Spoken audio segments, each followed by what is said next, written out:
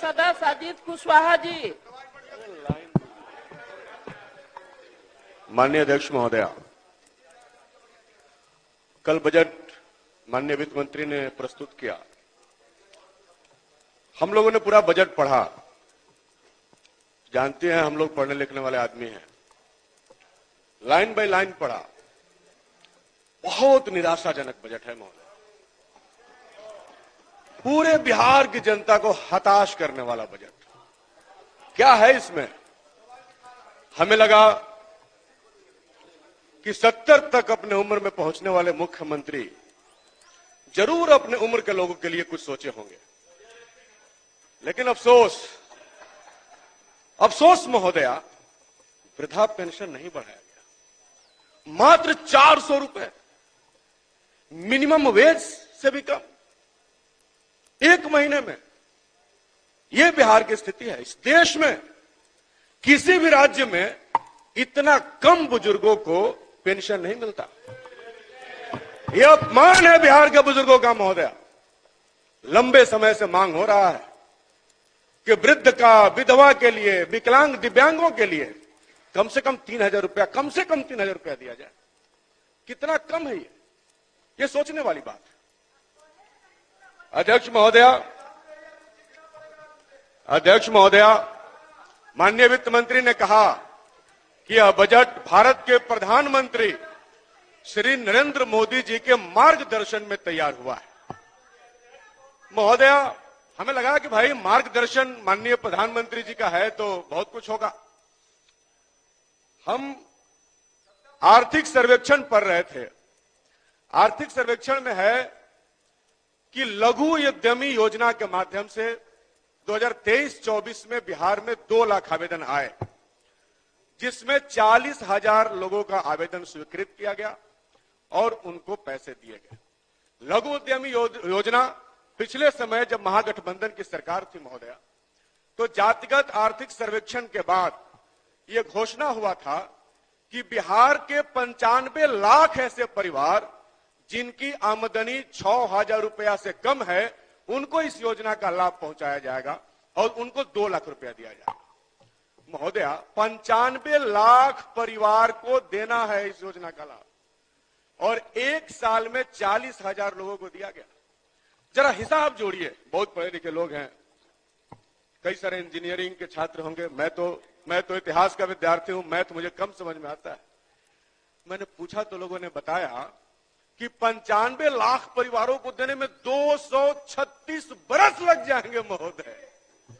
ये दुनिया का अजूबा योजना है महोदय, जिसके लिए 236 साल, पता नहीं आप रहे, हम रहे, कोई रहे ना रहे, दुनिया रहे ना रहे, पता नहीं। अध्यक्ष महोदया, इस बजट में किसी की बात नहीं सुनी गई। पूरे बिहार में पिछले साल भर से 2 साल से लोग मांगे कर रहे हैं, उनकी कोई चर्चा नहीं है महोदय।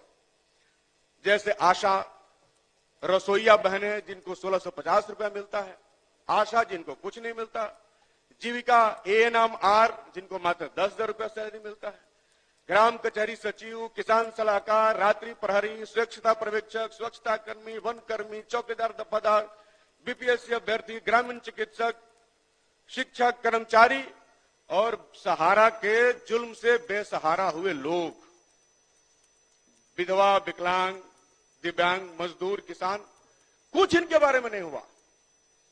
जिनकी मांगे थी किसी को पूरा नहीं किया गया। महोदय, मुख्यमंत्री जी का प्रिय विषय महिला, रोज महिलाओं के बारे में बताते हैं। कल भी कुछ बता रहे थे, आज भी बता रहे थे। एक दिन मैंने देखा विशिष्ट शिक्षकों को पत्र बांट रहे थे, बोला हंसती काहे नहीं हो जी? अरे हंसो। अरे भाई, हंसना नेचुरल प्रक्रिया है, हंसी आएगी तो हंसेंगी। जबरदस्ती हम मैडम आप बैठी हुई, हम बोले कि आप काहे नहीं हंसती हैं, तो आप हंसने थोड़े लग जाएंगे। मेरी बात कोई अच्छी लगेगी तो आप हंसना शुरू करेंगे। यही विषय है, महिला विषय है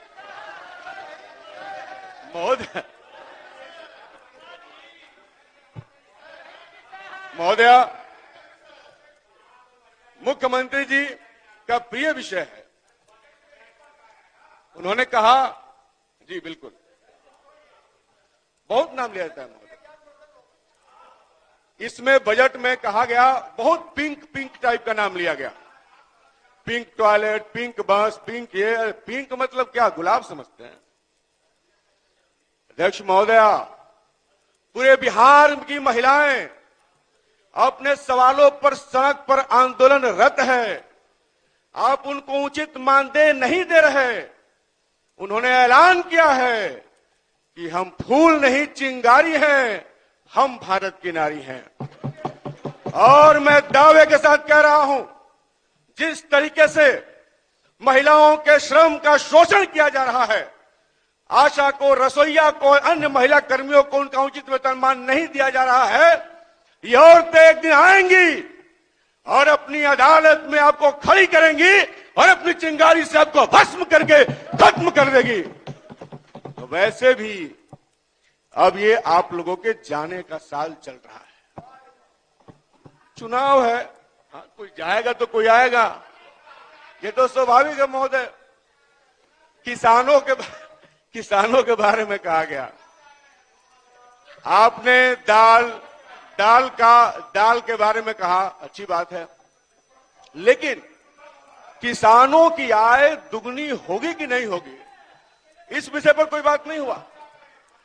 महोदय, पहले से जिन फसलों पर एमएसपी मिलता है, अगर उसको नहीं बढ़ाया जाएगा तो फिर किसानों की आय दुगनी कैसे होगी? बिहार में, देश में बिहार के किसानों को सबसे कम जो है एमएसपी मिलता है, सबसे कम एमएसपी मिलता है महोदय। मजदूरों के बारे में, छात्र नौजवानों के बारे में आपने कोई न मिनिमम वेज बढ़ाने का बात कहा, ना मजदूरों के लिए बेहतर जिंदगी हो, उनका मान सम्मान बढ़े, इसके बारे में आपने कुछ विशेष बात कहा। महोदय, हम लोग लंबे समय से कह रहे हैं कि बिहार पलायन स्टेट के रूप में पूरे देश में विख्यात हो गया है। महोदय, ये बिहार के लिए गर्व की नहीं, शर्म की बात है कि देश भर में बिहार के मजदूर पलायन करते हैं। पहले आप इसको स्वीकार नहीं करते थे, लेकिन इस बार वित्त मंत्री जी ने स्वयं स्वीकारा है कि हम कर्नाटका से लेकर, हैदराबाद से लेकर दिल्ली और कलकत्ता तक प्रवासी मजदूरों के लिए सहायता केंद्र बनाएंगे। ये आपकी बातें खुद कह रही है कि इस राज्य के लाखों मजदूर बिहार से पलायन करके बाहर जा चुके हैं। महोदय, प्री मैट्रिक का कुछ बढ़ाने का बात हुआ, छात्रवृत्ति, वो मुझे लगता है कि बहुत लुभावना वादा है। अनुसूचित जनजाति, जाति जनजाति वेलफेयर पर 2023-24 के बजट में 3,769 करोड़ रुपए आवंटित किए गए थे बजट में, जिसमें इस सरकार ने मात्र 1,024 करोड़ रुपया खर्च किया महोदय, मात्र 27%। सोचिए कितना अनुसूचित जाति, अनुसूचित जनजाति के लिए सरकार को चिंता है। महोदय, स्वास्थ्य का वही क्षेत्र, वही स्थिति है। कल मुख्यमंत्री जी कह रहे थे कि पहले एक महीना में 29 मरीज आते थे, आजकल 11,000 आते हैं। हमारे यहाँ महोदय पीएचसी है, 2 मिनट है जी महोदय, 2 मिनट काफी है, 1 मिनट बढ़ा दीजिएगा तो ठीक है, नहीं तो 2 मिनट में ही बात रख देंगे। हमारे यहाँ जो पीएचसी है महोदय, वहां एकमात्र डॉक्टर है, एकमात्र कर्मचारी है। अब कोई ज्ञानी व्यक्ति बताए कि एक डॉक्टर एक महीने में 11,000 मरीजों का कैसे देखरेख कर सकता है? भाई, इतना फर्जी आंकड़ा अधिकारी भेजते हैं सरकार को। मैं तो वर्षों से मुख्यमंत्री जी से कहता रहा हूं, नहीं मानते। अब उप मुख्यमंत्री जी, हमारे बड़े भाई सम्राट चौधरी जी हैं, इनसे जरूर मैं आग्रह करूंगा कि आप यंग हैं, आप जरूर अधिकारियों के झूठ को पकड़िए। आपको ये असली आंकड़ा नहीं देते हैं। पिछले बजट सत्र में आप स्वास्थ्य विभाग के मंत्री थे और आपने मेरे ही सवाल के जवाब में ये सब कुछ लिख के दिया है कि कहां कितने डॉक्टर हैं, आपको लोग बता देंगे। और मैं दावे के साथ कह रहा हूं कि एक डॉक्टर जो है एक महीने में 11,000 मरीजों का इलाज नहीं कर सकता। अध्यक्ष महोदय, पुरानी बातों में हमें यकीन नहीं है। 1 मिनट, हम तो जवान हुए नीतीश जी के शासनकाल में। महोदय, 2005 में मैंने इंटरमीडिएट की परीक्षा पास की थी। माननीय मुख्यमंत्री जी उससे मुख्यमंत्री बने। तो मेरे उम्र के जितने नौजवान होंगे, यहाँ कई लोग हैं, वो सब उसी समय जवान हो रहे थे महोदय। हमने नीतीश कुमार का वो रौबदार चेहरा भी देखा जब रेल मंत्री हुआ करते थे। एक्सीडेंट हो गया महोदय, रिजाइन दे दिया उन्होंने, वो नीतीश कुमार थे महोदय। वो नीतीश कुमार जब बिहार में मुख्यमंत्री थे 2013 में, जब गुजरात से नरेंद्र मोदी को यहां पर लाया गया देश में, तो उन्होंने उसका बहिष्कार कर दिया और कहा कि बिहारी है हम, गुजरात के व्यापारियों का राज बर्दाश्त नहीं करेंगे महोदय। महोदय बिहार का अपना एक गुरूर है महोदय। आपका समय समाप्त। बिहार का महोदय, एक सेकंड महोदय, एक मिनट महोदय। भाई आप महोदय बिहार की अपनी प्रतिष्ठा है महोदय। सुनिए ना, एक तो आपकी पार्टी में एकता नहीं है, आपके पार्टी के दो नेता ने दो लोगों का नाम भी। शांत रहिए, शांत रहिए, शांत रहिए किसी जी, किसी जी, बैठिए महोदय, बैठिए। अरे रुकिए भाई, आपकी पार्टी के दो नेता ने दो लोगों का नाम दे दिया। नहीं महोदय, एक ही नहीं दिया, मेरे पास कागज है। नहीं, मेरा ही है महोदय। वो दोनों लोग दो तरह के नाम दे दिया, मेरे पास है, वो मेरा ही है महोदय। महोदय मेरा, एक मिनट। अरे भाई नाम मेरे पास है, समाप्त हो गया आपका समय, बैठिए। एक महोदय, एक शेर। श्री अख्तरुल ईमान। महोदय महोदय महोदय, एक महोदय, आपने तो रोक दिया मुझे। हो गया भैया, एक शेर सुन लीजिए महोदय, एक शेर महोदय। महोदय एक सुन लीजिए, एक सुन लीजिए महोदय।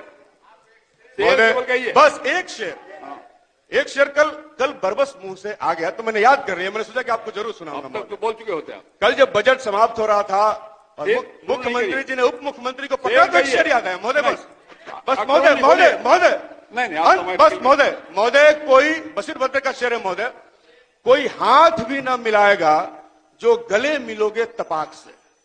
कोई हाथ भी ना मिलाएगा जो गले मिलोगे तपाक से। ये नए मिजाज का शहर है, जरा फासले से मिला करो। शुक्रिया महोदय। अख्तरुल जी बोलिए, अख्तरुल ईमान जी।